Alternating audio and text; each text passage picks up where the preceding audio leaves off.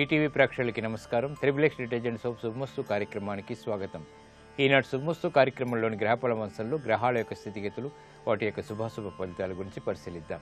అలాగే ఈరోజు 12 రాసుల వారికి దిక్కుల యొక్క రంగుల యొక్క ప్రాధాన్యత. ఈరోజు గురువారం. మరి 12 రాసుల వారు శ్రీ షిరిడి సాయిబాబాని ఏ పూలతో పూజించాలి, ఎటువంటి నైవేద్యాన్ని స్వామికి నివేదించాలి, అలాగే 12 రాసుల వారు ముఖ్యమైనటువంటి కార్యక్రమాలు ఏవి చేపట్టాలి అనేటువంటి అంశాలని పరిశీలిద్దాం. ముందుగా నేటి పంచాంగ వివరాలు. శ్రీ జయనామ సంవత్సరం వైశాఖ మాసం, ఉత్తరాయణం, వసంత ఋతువు. ఈరోజు వైశాఖ శుద్ధ నవమి. అన్ని శుభకార్యాలకి పనిచేస్తుంది. వారం లక్ష్మీవారం లేదా గురువారం. ఈరోజు చెప్పేటటువంటి గోదానం, అలాగే ఆధ్యాత్మిక కార్యక్రమాలు బృహస్పతి ద్వారా శుభ ఫలితాలని కలిగిస్తాయి. బృహస్పతి ద్వారా ఏర్పడేటువంటి ప్రతికూల పరిస్థితుల్ని దూరం చేస్తాయి. కేంద్రాధిపత్య దోషం వచ్చినటువంటి బృహస్పతి ప్రతికూల పరిస్థితుల్ని కలిగించడంలో చాలా సమర్థుడు కాబట్టి జాతకరీత్యా అటువంటి గ్రహస్థితి ఉన్నవారు ఈరోజు చేసేటువంటి ఆధ్యాత్మిక కార్యక్రమాల ద్వారా బృహస్పతి యొక్క దోషాన్ని పోగొట్టుకోవచ్చు. ఇక ఈరోజు నక్షత్రం మఖా నక్షత్రం. ఈరోజు ఈ నక్షత్రంలో పుట్టేటువంటి వారికి 2, 4 పాదాల్లో పుట్టినట్టయితే దోషం లేదు. 1, 3 పాదాల్లో పుట్టినట్టయితే దోషానికి శాంతి తప్పనిసరి. ఈ మఖా నక్షత్రంలో పుట్టేటువంటి వారికి కేతు మహాదశతోటి ప్రారంభమవుతుంది. ప్రస్తుతం కేతువు యొక్క స్థితి మేషక్షేత్ర స్థితి. ఉచ్చస్థుడైనటువంటి రవితోటి యుతి, అలాగే ఉచ్చస్థుడైనటువంటి శని యొక్క వీక్షణ ఉంది కాబట్టి ఈ దోష నివృత్తికి ఉలవల దానం, అలాగే గణపతి హోమం బాగా పనికి వస్తాయి. ఇక ఈరోజు 12 రాసుల వారికి ఏర్పడేటువంటి శుభాశుభ ఫలితాన్ని పరిశీలిద్దాం. ముందుగా మేషరాశి. ఈరోజు మేషరాశి వారిని పరిశీలించినట్టయితే ఆరోగ్యంలో చిక్కులు ప్రారంభమవుతాయి. ఖర్చులు ఉక్కిరి బిక్కిరి చేస్తాయి. చేపట్టేటువంటి కార్యక్రమాల్లో విఘ్నాలని చవి చూస్తారు. వ్యాపార పరమైనటువంటి నిర్ణయాల విషయంలో జాగ్రత్తతో కూడినటువంటి వ్యవహారాలు తప్పనిసరి. నూతన కార్యక్రమాలు విద్యాపరంగా మాత్రం ప్రారంభించగలుగుతారు. గృహ విషయాల్లో చిరు సమస్యలు ఏర్పడినప్పటికీ తిరిగి సర్దుమణుగుతాయి. కార్యక్రమాల నిర్వహణలో ఏకాగ్రత లోపిస్తుంది. కుటుంబ వ్యవహారాల్లో ఏర్పడినటువంటి ప్రతికూల పరిస్థితుల్ని త్వరితగతిని పరిష్కరించుకోలేకపోతారు. వ్యాపార, ఉద్యోగ, వృత్తి సంబంధిత వ్యవహారాల్లో ఆచితూచి నిర్ణయాలు తీసుకోవాలి. ఆరోగ్య క్రమశిక్షణ లోపిస్తుంది. ఈరోజు ఈ రాశి వారు పసుపు రంగు దుస్తులను ధరించడం ద్వారా ప్రశాంత పరిస్థితుల్ని ఆహ్వానించగలుగుతారు. ఈశాన్య దిక్కు ప్రయాణాలు శుభ ఫలితాల్ని కలిగిస్తాయి. ఈరోజు మేషరాశి వారు గురువారం సందర్భంగా శ్రీ షిరిడి సాయిబాబాని ఎర్రటి పూలతో పూజించి పరమాన్నాన్ని నైవేద్యంగా నివేదించడం ద్వారా తృతీయ బృహస్పతి ద్వారా ఏర్పడేటువంటి ప్రతికూల పరిస్థితులు అనుకూలంగా మరల్చుకోగలుగుతారు. విద్యా సంబంధిత ప్రయత్నాలు ఈరోజు మీకు లాభిస్తాయి. ఈరోజు వృషభ రాశి వారిని పరిశీలించినట్టయితే ఆర్థిక పరిస్థితి మెరుగవుతుంది. ఆనందకర వార్తలు గృహంలో చోటు చేసుకుంటాయి. నూతన కార్యక్రమాలని, శుభ పరిణామాలని ఆహ్వానించగలుగుతారు. వృత్తి, వ్యాపార, ఉద్యోగ సంబంధిత కార్యక్రమాల్లో ఎదుగుదలకే చేసేటువంటి ప్రయత్నాలు బాగా కలిసి వస్తాయి. సహాయ సహకారాలు లభిస్తాయి. ఆర్థిక విషయాల్లో మెరుగైనటువంటి మార్పులు ఆనందాన్ని కలిగిస్తాయి. విద్యాపరమైనటువంటి విషయాలు అనుకూలిస్తే ప్రయాణాలు, తద్వారా ప్రయోజనాలు పొందగలుగుతారు. ఆరోగ్యం పదిలం. ఈరోజు ఈ రాశి వారు తెలుపు రంగు దుస్తులను ధరించడం ద్వారా ప్రశాంత పరిస్థితుల్ని ఆహ్వానించగలుగుతారు. తూర్పు దిక్కు ప్రయాణాలు శుభ ఫలితాలని కలిగిస్తాయి. ఈరోజు వృషభ రాశి వారు గురువారం సందర్భంగా శ్రీ షిరిడి సాయిబాబాని మందార పూలతో పూజించి పానకం, వడపప్పు నైవేద్యంగా నివేదించడం ద్వారా ఆర్థిక లాభాలు చేకూరుతాయి. నూతన వాహన కొనుగోళ్లు వంటివి ఈరోజు మీకు ఆనందాన్ని కలిగిస్తాయి.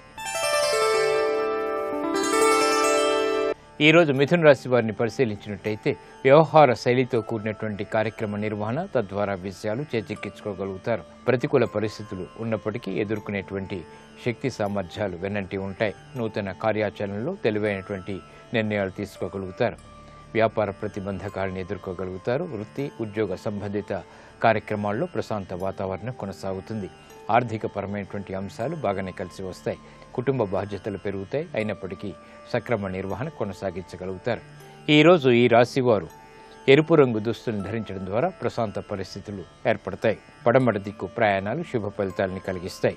ఈరోజు మిథున రాశి వారు గురువారం సందర్భంగా శ్రీ షిరిడి సాయిబాబాని తులసి దళాలతో పూజించి పులగాన్ని నైవేద్యంగా నివేదించడం ద్వారా విద్యాపరమైనటువంటి అంశాల్లో విజయాలు త్వరితగతిని పొందగలుగుతారు.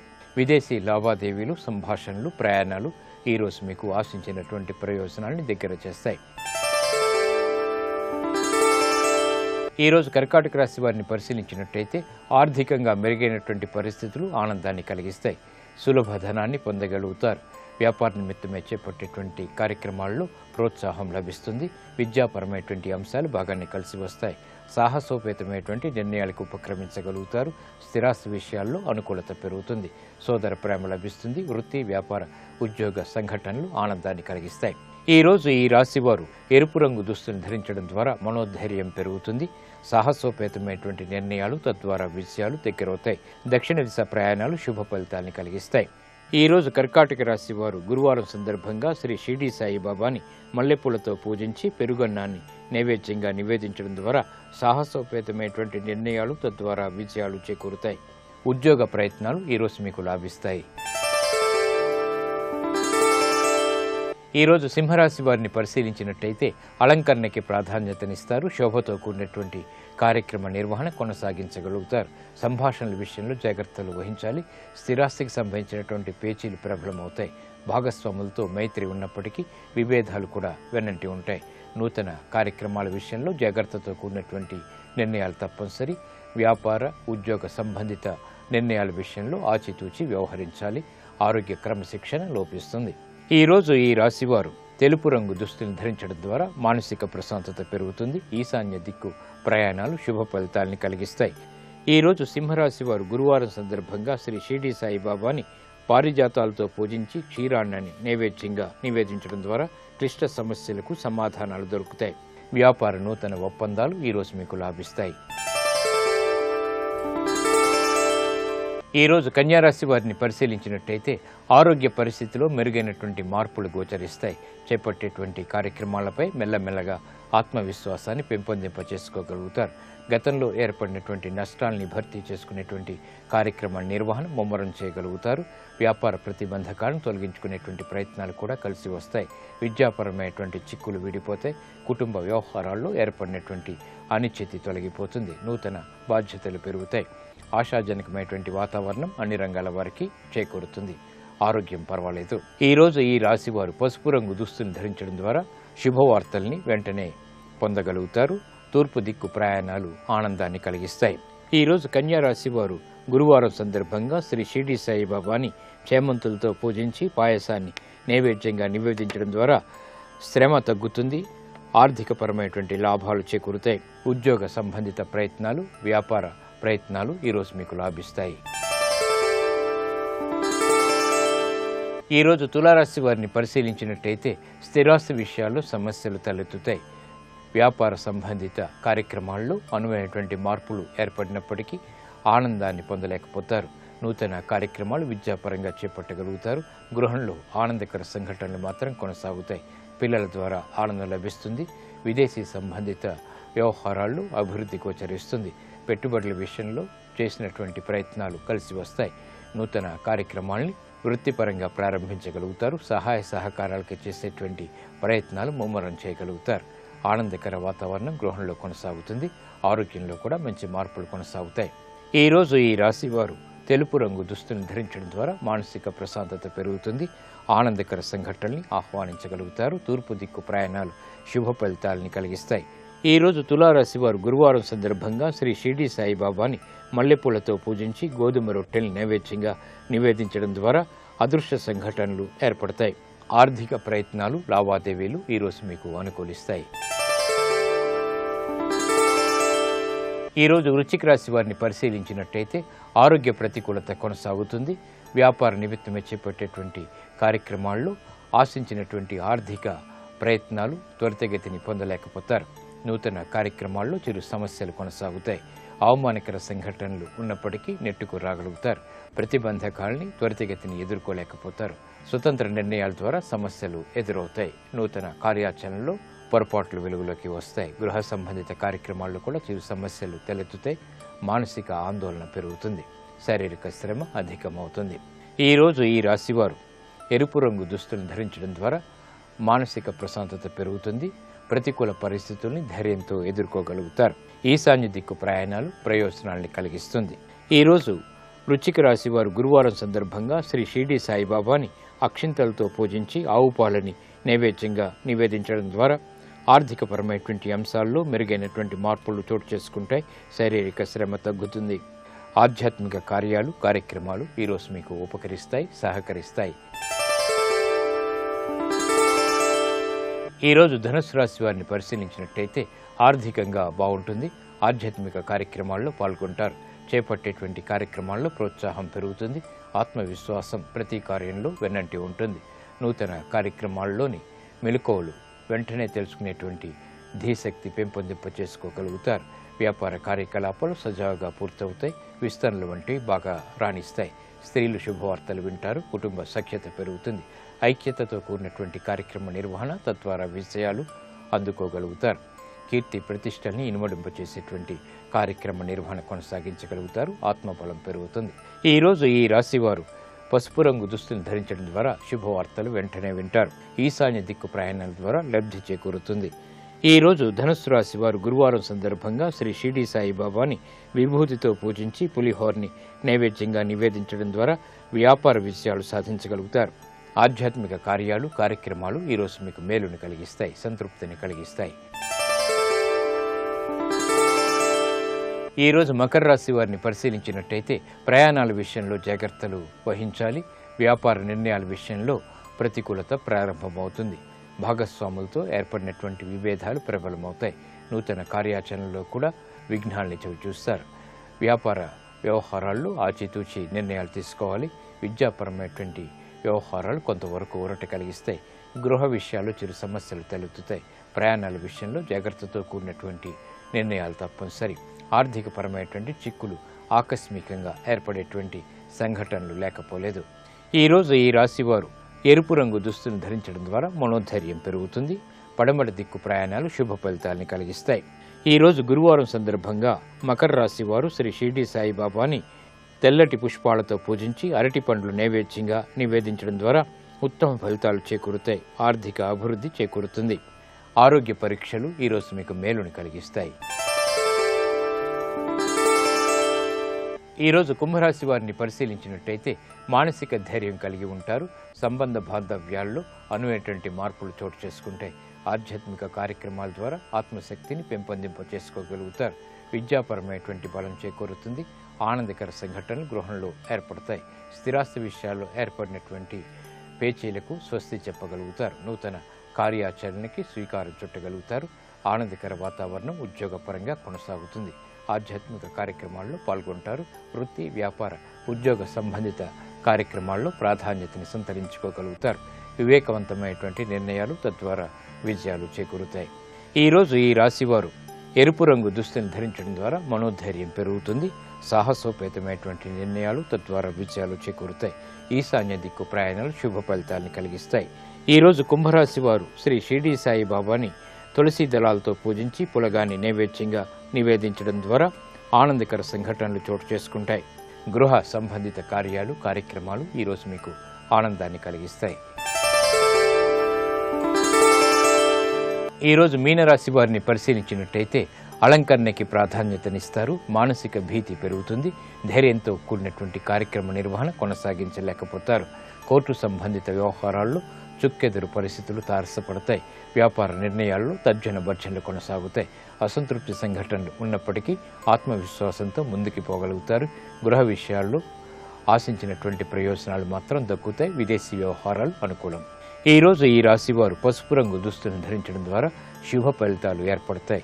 ప్రతికూల పరిస్థితుల్ని దూరం చేసుకోగలుగుతారు. ఉత్తర దిక్కు ప్రయాణాల ద్వారా ఆర్థిక లబ్ధి చేకూరుతుంది. ఈరోజు మీనరాశి వారు గురువారం సందర్భంగా శ్రీ షిరిడి సాయిబాబాని కనకాంబరాలతో పూజించి గోధుమ రొట్టెల్ని నైవేద్యంగా నివేదించడం ద్వారా అష్టమ శని రాహుల ద్వారా ఏర్పడేటువంటి ప్రమాదాలు దూరమవుతాయి. ఆర్థిక ప్రయత్నాలు ఈరోజు మీకు లాభిస్తాయి. ఇప్పుడు ఆరోగ్యం ఆయుర్వేద మంచంలో ఆయుర్వేద వైద్య విశేషాలను తెలుసుకుంటారు. నమస్కారం. ఈనాటి శుభమస్తు కార్యక్రమంలో పొట్టశుద్ధి చేసుకునేటువంటి ఆయుర్వేద విధానం గురించి తెలుసుకుందాం. అసలు పొట్టశుద్ధి అనేటువంటిది ఎందుకు అవసరం అనేటువంటిది ముందుగా తెలుసుకోవాలి. ఎందుకు అవసరం అంటే ఇప్పుడు మామూలుగా మనకి ఇంట్లో కూడా మనం రోజు ఇల్లు తుడుచుకుంటూ ఉంటాం. అయితే మధ్య మధ్యలో పండగకో పబ్బానికో లేకపోతే ఒక నెలకో 2 నెలలకో ఒకసారి ఇల్లంతా బాగా కడుగుతూ ఉంటాం. ఎందుకంటే ఉన్నటువంటిదంతా ఇంకాస్త బాగా శుభ్రపడడం కోసమని. అదేవిధంగా ఏంటంటే శరీరంలో కూడా మామూలుగా రోజు మనకి విరేచన సాఫీగా అయిపోతున్నప్పటికీ శరీరంలో కొన్ని మలినాలు అక్కడక్కడ పేరుకుని ఉండిపోతూ ఉంటాయి. అంటే మనం తిన్నటువంటి ఆహారం జీర్ణమైనప్పుడు కొన్ని పదార్థాలు అంటే మలిన పదార్థాలు పుడుతూ ఉండొచ్చు, లేకపోతే కొన్ని జీర్ణక్రియలు సరిగా జరగకపోవడం వల్ల కూడా కొన్ని మలిన పదార్థాలు పుడుతూ ఉంటాయి. ఇలాంటి మలిన పదార్థాలని ఆయుర్వేదంలో చెప్పేటప్పుడు ఆమము అంటాం. ఆమం అనేది ఏంటంటే వ్యాధిని కలిగించేటువంటి ఒక విష పదార్థం లాంటిది. ఈ పదార్థం శరీరంలో ఎక్కడైనా చేరుకుంటూ ఉంటుంది. అది ఎక్కడ చేరుతుందో అక్కడ కొన్ని వ్యాధులు రావడానికి అది కారణమవుతూ ఉంటుంది. అలా పేరుకునేటువంటి వాటన్నింటినీ కూడా అప్పుడప్పుడు కొంచెం పొట్ట శుద్ధి అనేటువంటిది చేసుకుంటూ బయటకు తీసుకొచ్చేసేందుకు ప్రయత్నం చేస్తూ ఉండాలి. ఇలా చేసుకోవడానికి ఏంటంటే ఏదో ఊరికే ఒక మోషన్కి ఏదో ఒక మందు వేసేసుకుంటే అయిపోవడం అలా కాదనమాట. దానికి ఒక విధానం ఉంటుంది. ఈ విధానానికి ఏంటంటే రేపు ఒకవేళ పొట్ట శుద్ధి చేసుకోవాలి అనుకుంటే కనుక ముందు రోజే దానికి కొంత ప్రిపరేషన్ కావాలి.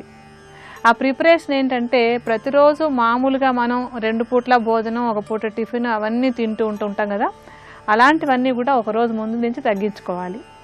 ఆ ముందు రోజంతా ఆహారం నార్మల్గా తీసుకునేటువంటి ఆహారాన్ని మానేసేయాలి. అలా మానేసి దానికి ఏం చేయాలంటే ఒక జావ లాంటిది తయారు చేసుకుని ఆహారంగా తీసుకోవాలి. ఈ జావను తయారు చేసుకోవడం ఎలాగంటే కొంచెం బియ్యం తీసుకుని వేయించి దాన్ని కాస్త రవ్వలాగా చేసుకోవాలి. ఆ రవ్వ లాంటి దానికి సమానంగా పెసరపప్పును తీసుకోవాలి. ఆ పెసరపప్పును కూడా వేయించి దాన్ని కూడా కొంచెం అంటే కాస్త రవ్వలాగా చేసేసుకోవాలి. ఈ రెండింటిని సమాన భాగాల్లో కలుపుకుని 1 గ్లాసు కనుక ఈ రవ్వ లాంటివి తీసుకున్నట్టయితే, అంటే ఏంటంటే పెసరపప్పు బియ్యం కలిపినటువంటి రవ్వని 1 గ్లాసు తీసుకున్నట్టయితే చిన్న గ్లాసు, దానికి 3 రెట్లు అంటే ఒక 3 గ్లాసుల నీటిని కలపాలి. నీటిని కలిపి అదొక పల్చగా ఒక ముద్దలాగా జావలాగా ఉడికేలాగా ఉడికించుకోవాలి. ఇలా జావలాగా చేసుకున్న తర్వాత దాంట్లో కొంచెం జీలకర్ర పొడి, వాము పొడి, కొంచెం అల్లం ముక్కలు వేయించి దీనిలో కలిపేసేయాలి. కలిపేసి కొంచెం సైంధవ లవణం కూడా వేసుకుని కొంచెం రుచిగా ఉండటం కోసమని ఈ జావ లాంటి దాన్ని అంటే ముందు రోజు రేపు పొట్టశుద్ధి చేసుకుంటాం అనుకుంటే ముందు రోజు ఉదయం, మధ్యాహ్నము, సాయంత్రము కొద్దిగా ఈ జావని తీసుకుంటూ ఉండాలి.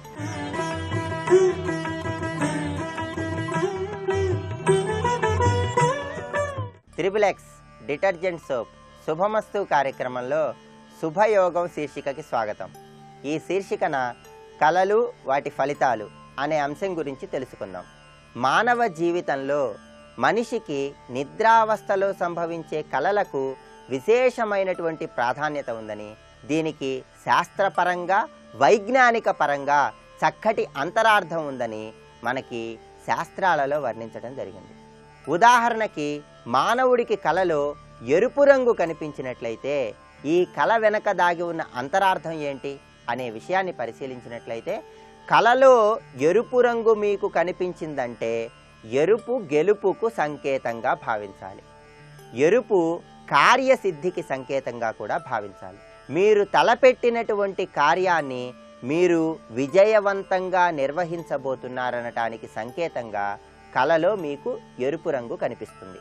మీరు కళలో ఎరుపు రంగు వస్తువులను చూసినా, ఎరుపు రంగు పూలను చూసినా, గదిలో గోడలకు ఎరుపు రంగు వేసినట్లుగా కళలో మీరు చూసినా, దీని వెనుక ఉన్నటువంటి అంతరార్థం ఏంటంటే ఒక క్రమశిక్షణతో, ఒక పట్టుదలతో, ధైర్య సాహసాలతో, ఆత్మవిశ్వాసంతో మీరు ముందడుగు వేస్తారని, దాని ద్వారా మీరు అన్ని కార్యాలలో విజయాన్ని సాధిస్తారనటానికి సంకేతంగా భావించవచ్చు. అదేవిధంగా కళలో తెలుపు రంగు కనిపించినట్లయితే దీని వెనుక ఉన్న అంతరార్థం ఏంటి అనే విషయాన్ని మనం ఆలోచించినట్లయితే, తెలుపు మానసిక ప్రశాంతతకు సంకేతం. మీరు త్వరలో అన్ని కార్యాలలో చక్కటి ప్రశాంతతతో ముందడుగు వేయబోతున్నారని, మానసికంగా అనారోగ్య భావనల నుంచి బయటపడబోతున్నారనటానికి సంకేతంగా మీకు కళలో తెలుపు రంగు కనిపిస్తుంది. తెలుపు రంగు ఒక సృజనాత్మకతను కూడా తెలియచేస్తుంది. మీరు సంగీతం, సాహిత్యం, నాట్యం, లలిత కళలు ఏవైనా సరే నేర్చుకోబోతున్నారనటానికి సంకేతంగా, లలిత కళలలో మీరు విశేషంగా రాణిస్తారనటానికి సంకేతంగా మీకు కళలో తెలుపు రంగు దర్శనమిస్తుంది. కళలో తెలుపు రంగును చూసినా, తెల్లటి వస్త్రాలను చూసినా ప్రత్యేకంగా మానసిక ప్రశాంతత కలుగుతుంది. తెలుపు రంగు వస్త్రాలను ధరించినట్లు మీకు కళలో కనిపించినట్లయితే మీ భవిష్యత్తు ఆశాజనకంగా ఉండబోతోందనటానికి సంకేతంగా దీన్ని భావించాలి.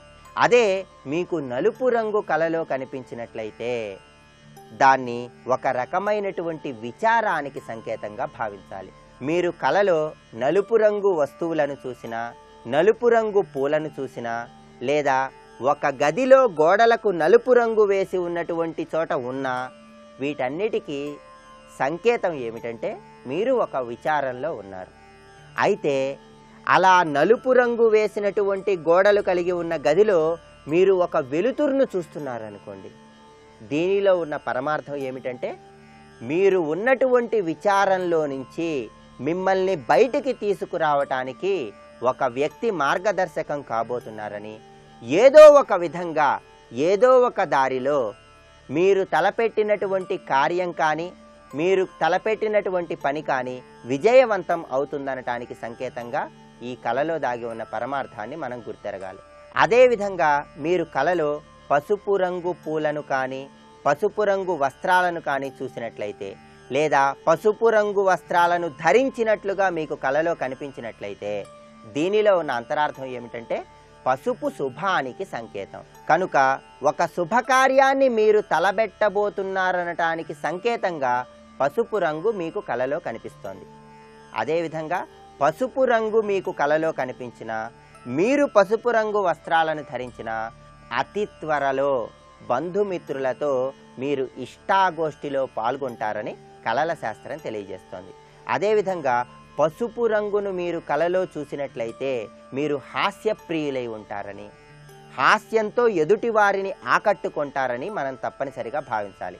అదేవిధంగా కళలో ఆకుపచ్చని వస్తువులు కనుక మీకు కనిపించినట్లయితే ఆకుపచ్చ ప్రకృతి సస్యశ్యామలత్వానికి సంకేతంగా చెప్పవచ్చు. కనుక ప్రకృతి యొక్క సహాయ సహకారాలతో మీరు జీవితంలో అన్ని కార్యాలలో ముందడుగు వేయబోతున్నారనటానికి సంకేతంగా మీకు కళలో ఆకుపచ్చ రంగు కనిపిస్తుంది. మీరు ఆకుపచ్చని తోటలో విహరిస్తున్నట్లుగా కళలో కనిపించినట్లయితే మీకు అపరిమితమైనటువంటి ఆనందం కలుగుతుందని కళల శాస్త్రం తెలియజేస్తోంది. ఆకుపచ్చని వస్త్రాలు ధరించినట్లు మీకు కళలో కనిపించినట్లయితే అదృష్ట దేవత మీ ఇంటి తలుపు తడుతుందని చెప్పి మనకి కళల శాస్త్రం చెబుతోంది. దీనికి కారణం ఏంటంటే ఆకుపచ్చ రంగు యొక్క ప్రభావం వల్ల ప్రకృతి పరిపూర్ణంగా మీకు అనుగ్రహం కలిగింపజేసి మీ జీవితంలో చక్కటి పురోభివృద్ధికి నాంది వాక్యం పలుకుతుందని చెప్పడమే ఈ కళలో దాగి ఉన్నటువంటి అంతరార్థంగా ప్రతి ఒక్కరూ గుర్తించాలి. అదేవిధంగా మీకు కళలో నారింజ రంగు కనిపించినట్లయితే ఆ నారింజ రంగు అన్ని విషయాల మీద మీకు ఉన్నటువంటి ఆసక్తిని తెలియజేస్తుంది. క్రొత్త విషయాలు నేర్చుకోవాలనేటటువంటి జిజ్ఞాసను మీరు పెంపొందింపజేసుకుంటారని కళలో నారింజ రంగు కనపడటంలో దాగి ఉన్న సందేశంగా ప్రతి ఒక్కరూ భావించాలి. అదేవిధంగా మీకు కళలో నారింజ రంగు కనిపించినట్లయితే మీకు ఉన్నటువంటి శక్తి సామర్థ్యాలను మీరు గుర్తిస్తారని, ఇతరులు ఎన్ని విమర్శలు చేసినా సరే వాటిని పట్టించుకోకుండా ముందడుగు వేస్తారని కళలో నారింజ రంగు కనపడటంలో దాగి ఉన్న సంకేతంగా ప్రతి ఒక్కరూ భావించాలి. నలుగురితో కలిసిపోవటం, అందరితో కలిసిపోయినప్పటికీ విభిన్నంగా ప్రవర్తించటం నారింజ రంగుకు సంకేతంగా ప్రతి ఒక్కరూ కూడా భావించాలి.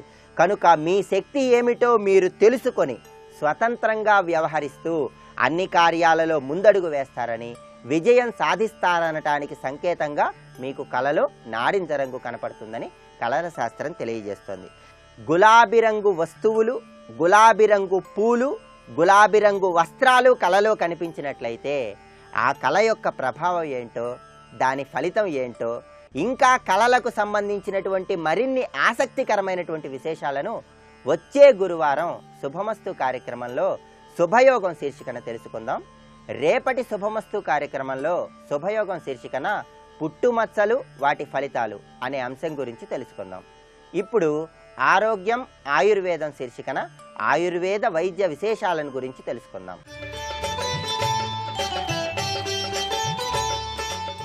శరీరంలో అక్కడక్కడ పేరుకున్నటువంటి వ్యాధికారకమైన మలినాలు అంటే ఆమం అనేటువంటి దాన్ని బయటకు పంపించేయడం కోసం చేసుకునేటువంటి ఈ పొట్టశుద్ధి చేసుకుందికి ముందు రోజు ఇందాక చెప్పినట్టుగా కొంచెం జావ మాత్రమే తీసుకుని శరీరాన్ని లైట్గా ఉండేలాగా చేసుకోవాలన్నమాట. అలా చేసుకుంటున్నప్పుడు ఏమవుతుందంటే శరీరంలో జీర్ణక్రియకు అవసరమైనటువంటి శక్తి అంతా మనకి మిగులుతుంది కనుక ఆ శక్తి శరీరంలో అక్కడక్కడ పేరుకున్నటువంటి మలినాలన్నింటినీ మనకి పేగుల్లోకి తీసుకురావడానికి ఉపయోగపడుతుంది. అలా అవన్నీ పేగుల్లోకి వచ్చేసిన తర్వాత రెండో రోజు ఉదయం అంటే పొట్టశుద్ధి చేసుకుంది కోసం అని చెప్పి ఆముదాన్ని తీసుకోవాలి. ఈ ఆముదాన్ని తీసుకోవడానికి ఏంటంటే ఉదయాన్నే లేచి శుభ్రంగా పళ్ళు తోముకున్న తర్వాత ముందు 1 కప్పు గోరువెచ్చటి నీళ్లు తాగాలి. గోరువెచ్చటి నీళ్ళు తాగిన తర్వాత ఒక 10 నిమిషాల తర్వాత ఆముదాన్ని కొంచెం గోరువెచ్చగా చేసుకుని వయస్సును బట్టి సుమారుగా ఒక 10 నుంచి 20 మిల్లీలీటర్ల పరిమాణంలో ఈ ఆముదాన్ని తీసుకుని నేరుగా గొంతులో వేసుకుని మింగేసేయాలి. అలా మింగేసిన తర్వాత ఏంటంటే కొంతమందికి కాస్త వికారంలాగా అది అవుతూ ఉంటుంది కనుక అలాంటి కొంచెం అంటే వికారంలాగా అనిపించినటువంటి వాళ్ళు కొంచెంగా కమలాపండు రసాన్ని తీసుకుని ఒక్కొక్క చెంచా చొప్పున చప్పరించుకుంటూ తీసుకోవాలి. అలా తీసుకున్నట్టయితే కనుక ఆ వికారము వాంతి వచ్చినట్టుగా ఉండటం అది తగ్గిపోతుంది.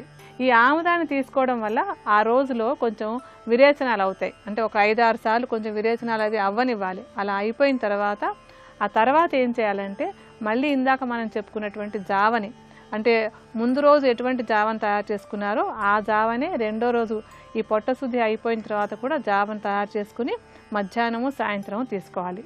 ఈ విధంగా ఏంటంటే కాలం మారినప్పుడల్లా, అంటే ఋతువులు మారినప్పుడల్లా సుమారుగా 3-4 నెలలకు ఒకసారి ఈ విధంగా చేసుకున్నట్టయితే కనుక ఏడాది పొడుగున ఆరోగ్యంగా ఉండడానికి ఈ పొట్ట శుద్ధి బాగా సహాయపడుతుంది.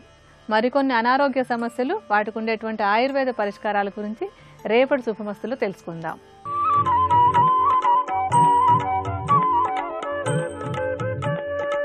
ఈటీవీ ప్రేక్షకులకు నమస్కారం. XXX డిటర్జెంట్ సోప్ శుభమస్తు కార్యక్రమంలో ఆగర్భ శ్రీమంత మహాధన యోగాలు అనే అంశానికి స్వాగతం. మీనలగ్నంలో జన్మించిన వాళ్ళకి ఆగర్భ శ్రీమంత యోగం ఏ విధంగా సంప్రాప్తిస్తుంది, వాళ్ళు ఆచరించవలసినటువంటి నియమాలేంటి? అసలు మీనలగ్నం అనగానే జ్ఞానానికి ప్రతీక, శాంతానికి ప్రతీక. జ్ఞానము ఎక్కడుందో అక్కడ శాంతం ఉంటుంది, శాంతము ఎక్కడున్నదో అక్కడ సౌఖ్యం కూడా ఉంటుంది. మీనము చిట్ట చివరి రాశి, బృహస్పతికి సంబంధించినటువంటి రాశి, మోక్షాన్ని ప్రసాదించే రాశి. మంచి పనులు చేయగలిగిన సత్తా, సామర్థ్యము, శక్తి ఎవరికి ఉంటాయి? మీనలగ్న జాతకులకు ఉంటాయి. మంచి పనులు చేయాలంటే ధైర్యం బాగా ఉండాలి. శ్రేయాంసి బహు విఘ్నాని. మంచి పనులు చేయటానికి విఘ్నాలు ఎక్కువ, శత్రు భయం ఎక్కువగా ఉంటుంది, శత్రువుల యొక్క పీడ ఎక్కువగా ఉంటుంది. శత్రువులు అంటే ఎవరండి? మనకు కనపడే శత్రువుల కాదు. కామక్రోధ లోభ మోహ మద మాత్సర్యములు అనేటటువంటి అరిషడ్వర్గాలు, 6 విధములైనటువంటి షడ్వర్గ శత్రువర్గం ఉన్నది ఒకటి. అది ఎప్పుడు మన మీద దాడి చేస్తుంటుంది. ప్రతి మనిషికి ఈ 6గురిలో ఏదో ఒకటి లోపం ఉంటూనే ఉంటుంది, లేకపోతే మనం మనుషులుగా జన్మించం. ఇవన్నీ ఉన్నా ఉన్నతులుగా వీటిని అధిగమించి లోకంలో గొప్పవాళ్ళైన పుణ్యమూర్తులు, నాయకులు, మహానుభావులు, విద్యావేత్తలు ఉన్నారు. వాళ్ళంతా ఎక్కడి నుంచి వస్తారు? జ్ఞానమే ధనంగా, జ్ఞానమే శాంతంగా, జ్ఞానమే భూషణంగా, జ్ఞానమే ఆకృతిగా కలిగినటువంటి మీనలగ్నంలోంచి వస్తారు. అలాంటి వ్యక్తులను చూస్తే చెప్పేచ్చు మనం, మీది మీనలగ్నం అండి, లగ్నంలో బృహస్పతి ఉన్నారని చెప్పచ్చు. జాతకం చూడగానే ఎవరికైనా సరే మీనలగ్నంలో జన్మించిన వాళ్ళు కనుక మనకు తారసపడితే, వారి జాతకాన్ని కనుక మనం పరీక్షిస్తే, ఆ జాతకంలో మీనానికి అధిపతి అయినటువంటి దేవగురువైన బృహస్పతి పూర్వభాద్ర నక్షత్రంలో కానీ, ఉత్తరాభాద్ర నక్షత్రంలో కానీ, రేవతి నక్షత్రంలో కానీ సంచరిస్తూ కనుక అక్కడ ఉన్నట్టయితే వాళ్ళు ఆగర్భ శ్రీమంతులు, జ్ఞానవంతులు, యోగులు, గురువులు, శ్రేష్ఠులు, బోధకులు, పాఠకులు, పెద్ద పెద్ద ప్రొఫెసర్స్గా మనం వాళ్ళని భావించవచ్చు. వాళ్ళు ఆ శాఖల్లో ఉన్నతులై ఉంటారు, లేదా మత ప్రవర్తకులుగా ఉంటారు. ఎందుకని? లగ్నాధిపతి సహజంగా లగ్నంలో ఉన్నప్పుడు ఆగర్భ శ్రీమంత రాజయోగం సంభవిస్తుంది. ఈ ఆగర్భ అంటే అర్థం ఏమిటి అంటే కారణజన్ములు అని అర్థం. రోజుకొక విషయాన్ని చక్కగా చెప్పుకుంటున్నాం. ఇది 12వ లగ్నం కాబట్టి ఇప్పుడు రహస్యం చెప్పేస్తున్నాను. జాతకంలో ఎవరు కారణజన్ములు, ఎవరు కామజన్ములు, ఎవరు సాధారణ జన్ములు, కోరికలతో పుట్టిన వాళ్ళెవరు, కామోద్రేకంలో పుట్టిన వాళ్ళెవరు, నిమిత్తంగా పుట్టిన వాళ్ళెవరు, కారణంగా పుట్టిన వాళ్ళెవరు. కారణంగా పుట్టిన వాళ్ళని కారణజన్ములు. ఒక సంకల్పాన్ని దృష్టిలో పెట్టుకుని గత జన్మలో ఆ సంకల్పం సిద్ధించక, ఆ సంకల్ప సిద్ధి కోసమే మళ్ళీ పుట్టి అతి చిన్న వయసులోనే ఆ సంకల్పాన్ని సిద్ధింపచేసుకుని బాలమేధావులుగా, యువక మేధావులుగా, జ్ఞానులుగా, శ్రేష్ఠులుగా లోకంలో పెద్ద పెద్ద అవార్డ్స్ తీసుకొని ప్రపంచం అంతా కూడా వాళ్ళ యొక్క పేరు వెలుగొందే విధంగా వాళ్ళు లోకంలో కనపడుతూ ఉంటారు. ఈ లోకంలో జ్ఞానులుగా ఉన్న వాళ్ళందరూ కూడా మీనల్లోంచి పుట్టిన వాళ్ళే. ఈ కాలంలో ఒక చిన్న వయసులోనే పెద్ద పెద్ద అవార్డులు సాధించినటువంటి మహోన్నతమైన వ్యక్తులు ఎవరైతే ఉన్నారో, భారతదేశానికి ఖ్యాతిని సంపాదించి పెడుతున్నటువంటి ఉత్తమ నాయకులు ఎవరైతే ఉన్నారో, నాయకుడు అంటే పరిపాలకుడనే కాదండి, జ్ఞానాన్ని పరిపాలించేవాడు, తనలో ఉన్న విజ్ఞానాన్ని లోకానికి అందించేవాడు. వీళ్ళందరూ కూడా లగ్నాధిపతి లగ్నంలో ఉండటం ద్వారాగా వీళ్ళు ఈ శక్తిని పొందిన వాళ్ళు, వాళ్ళ యొక్క యుక్తిని లోకానికి అందించిన వాళ్ళు. అతి చిన్న వయసులోనే మహా ధనవంతులుగా, దేవగురువైన బృహస్పతి లగ్నంలో ఉంటే ఏ లగ్నానికి ఏ లగ్నాధిపతి అవసరమో ఆ లగ్నానికి ఆ లగ్నాధిపతి లగ్నంలో ఉంటే అందరూ అంబానీలుగానే జన్మిస్తారు. అందరికీ ఆ పరమైశ్వర్య సంపద లభిస్తుంది. ఉదాహరణకి శంకర భగవత్పాదుల వారు. అలాగే కారణజన్ములకి ఇంకోటి ఏంటి, చంద్రుడు కూడా లగ్నంలో ఉంటే కారణజన్ములు. శాస్త్రం ఏం చెబుతుందో పరిశీలన చేద్దాం. గురుక్షేత్ర గతే లగ్నే తస్మిన్ గురుయుతేపిచ బుధ భౌమయుతే దృష్టే జాతకో ధనికో భవేత్. మీనలగ్నానికి చెప్పిన సూత్రం ఇది. గురుక్షేత్రం లగ్నం కావాలి, అక్కడ బృహస్పతులు వారు ఉండాలి. బుధ భౌమయుతే దృష్టే, బుధుడు భౌముడు చూడాలి. ధనుస్సుకి ఇదే సూత్రం, మీనానికి ఇదే సూత్రం. మీనానికి ఇంకా విశేషమైనటువంటి ఫలం ఉన్నది. ఇక్కడ సాక్షాత్తు ధనాధిపతి కుజుడు, సాక్షాత్తు ధనాధిపతి అయినటువంటి కుజుడు లగ్నంలో కలిసి ఉన్న, కుజుడు చేత మీనలగ్నం వీక్షించబడుతున్న ఆ వ్యక్తికి ఐశ్వర్యం ఉంటుంది. ఆ వ్యక్తి చేతికి ధనం అందింది అంటే ఆ ధనం వృద్ధి చెందుతూ ఉంటుంది. ఆ వ్యక్తి చేతి ద్వారా ధనాన్ని తీసుకున్నాము అంటే మనకు కూడా ధనం వస్తూ ఉంటుంది. సహజంగా వ్యక్తులు ఎవరో గుర్తిస్తే వాళ్ళు చేసేటటువంటి యొక్క పరిశోధన, ఆలోచన విశేషంగా లోకానికి ఉపయుక్తమై ఉంటుంది. వాళ్ళు చెప్పే మాటకి చాలా ప్రభావం ఉంటుంది, వాళ్ళ వాక్కుకి శక్తి ఉంటుంది. వాళ్ళు జ్ఞానులుగా భాసిల్లుతున్నారు కాబట్టి మంచి పనులు చేసి మంచి కీర్తిని మూటగట్టుకుంటారు. కీర్తిని వశం చేసుకోవాలి. కీర్తి సంపద వాళ్ళకి సహజంగా ఉంటుంది. శాంతము వాళ్ళకి ఐశ్వర్యంగా ఉంటుంది. వాళ్ళ ముందు జ్ఞానము ఎంత అవసరమో ధనం కూడా అంతే అవసరంగా ఉంటుంది. జ్ఞానము యందు ఎంత దృష్టి ఉందో ధనము యందు అంతే దృష్టి ఉంటుంది. నిండు కుండలాగా ఉంటారు. ఎంత విద్య ఉన్నదో తెలియదు. వాళ్ళని గుర్తించడం చాలా కష్టం. ఎలా గుర్తించాలి? ముఖంలో వర్చస్సు ఉంటుంది, ముఖంలో నవ్వు ఉంటుందని చెప్పుకున్నాం. కుంభలగ్న జాతకులకి ముఖంలో దీదీప్యమానమైనటువంటి ఒక దైవ శక్తి వాళ్ళ కళ్ళలోంచి వస్తూ ఉంటుంది. వీళ్ళు సహజ సిద్ధంగా ఆగర్భ శ్రీమంతులై ఉంటారు, వినయవేత్తలై ఉంటారు, విజ్ఞానవేత్తలై ఉంటారు. ఇది ధనయోగాధ్యాయం కాబట్టి ధనయోగాలను అనుభవించే క్రమంలో వీళ్ళకి పట్టేటటువంటి ధనం దేవగురువు బృహస్పతి ఉండటం ద్వారాగా పడుతుందని, వీళ్ళని చూచేటటువంటి అంశం కుజుడు గాని బుధుడు గాని చూడాలని, కుజబుధుల యొక్క దృష్టి లోపం ఏర్పడుతున్నప్పుడు, అంటే ఆ గ్రహాలకు కాదు దృష్టి లోపం, ఆ గ్రహముల యొక్క దృష్టి లగ్నం పైన పడటంలో వచ్చే లోపం, పడకపోవటం ద్వారాగా ప్రకాశించినటువంటి స్థితి.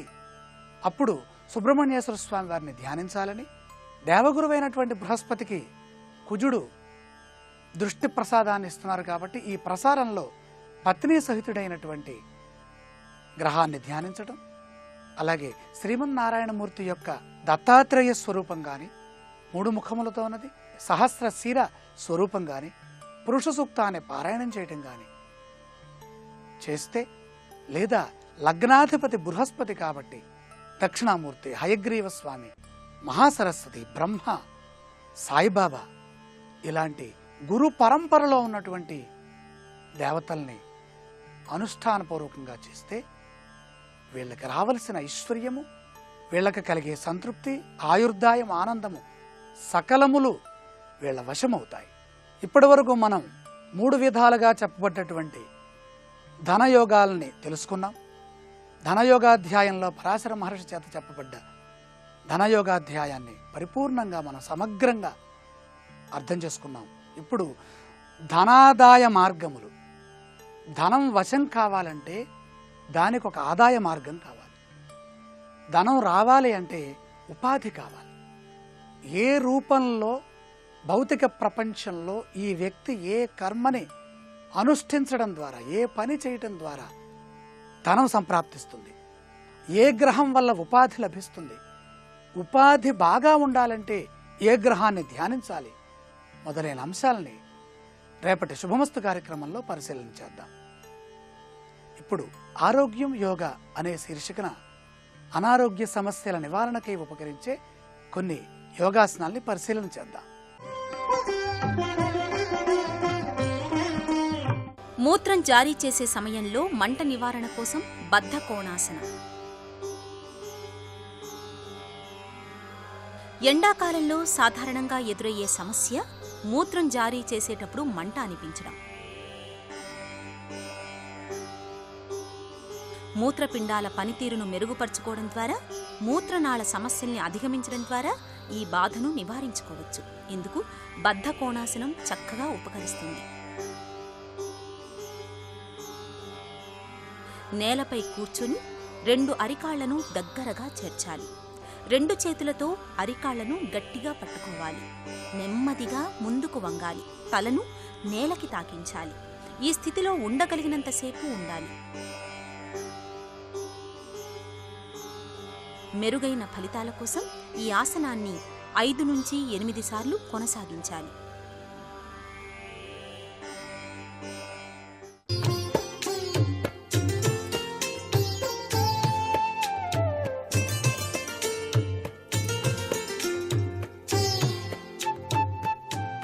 ట్రిపుల్ ఎక్స్ డిటర్జెంట్ సోప్ శుభమస్తు కార్యక్రమంలో గృహబలం అంశానికి స్వాగతం.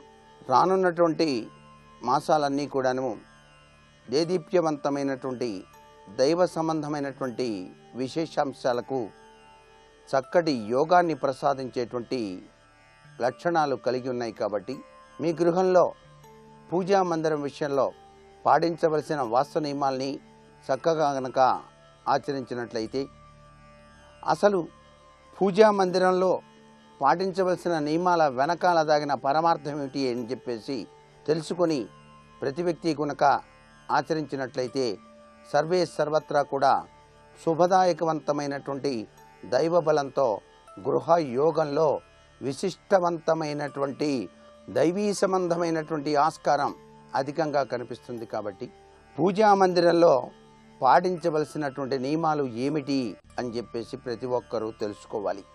పూజా మందిరంలో మీ కులదైవం యొక్క చిత్రం తప్పనిసరిగా ఉండాలి.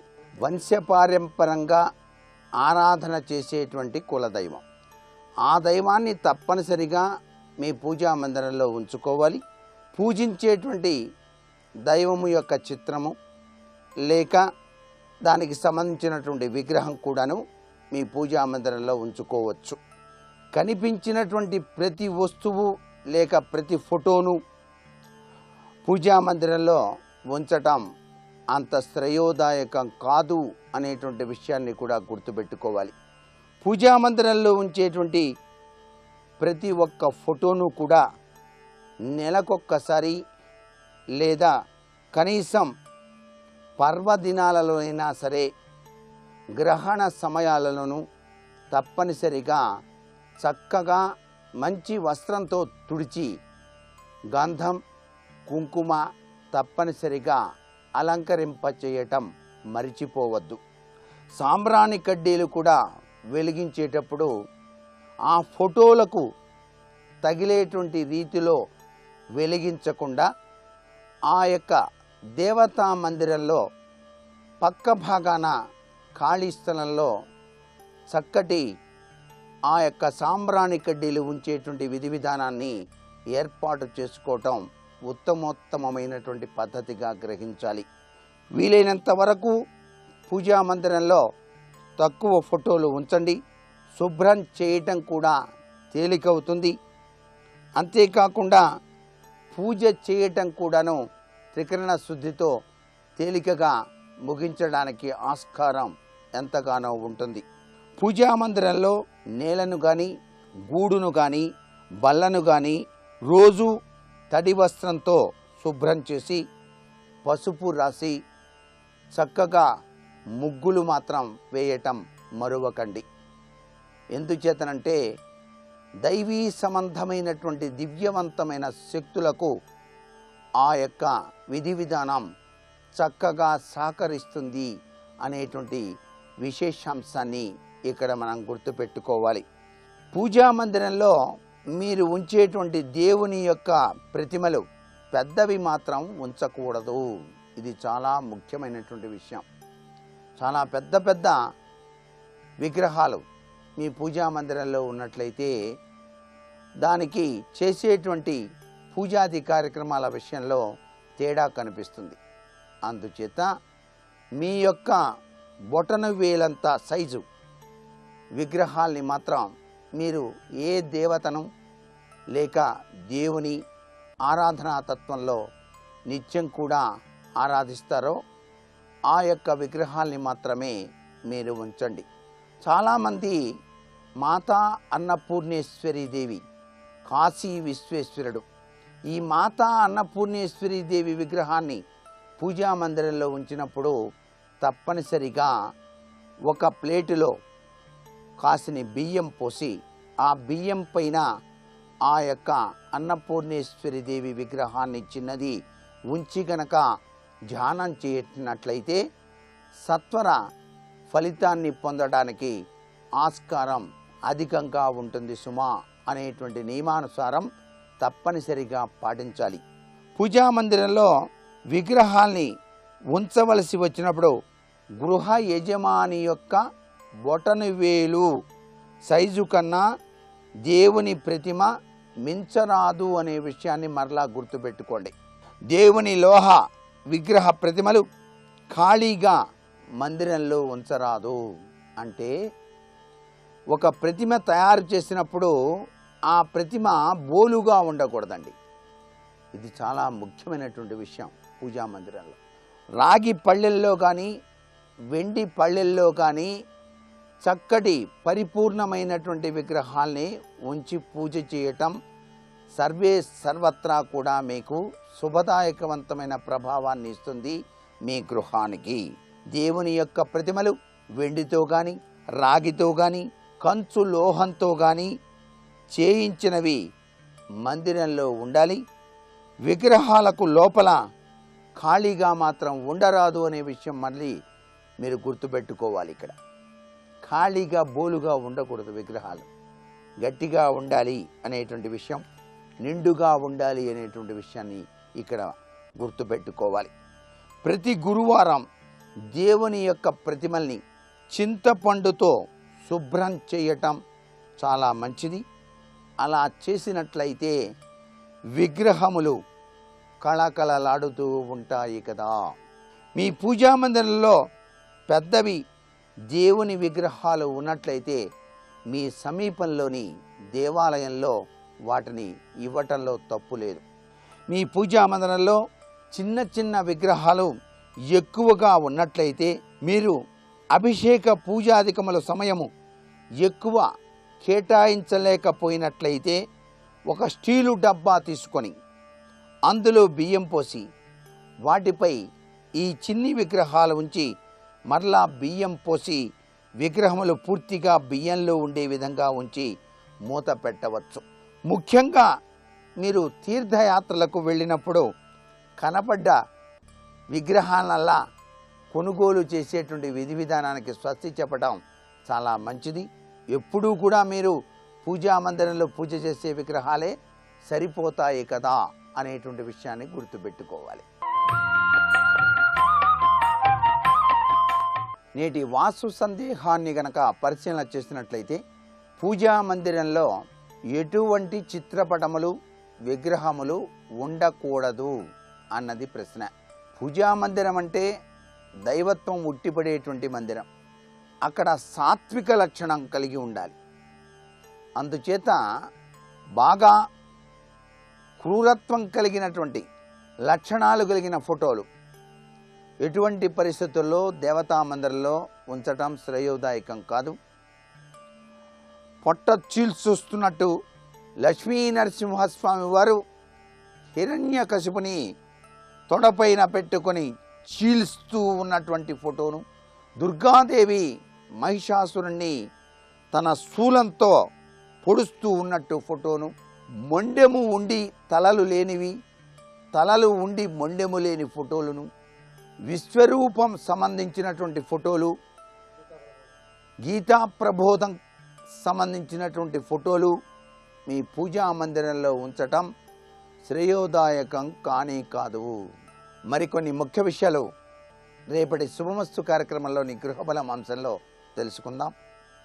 ఇప్పుడు ఆరోగ్యం యోగా అనే శీర్షికన అనారోగ్య నివారణ కోసం యోగాసనాలు ఏమిటో చూద్దామా మరి. చంద్రభేదన ప్రాణాయామం.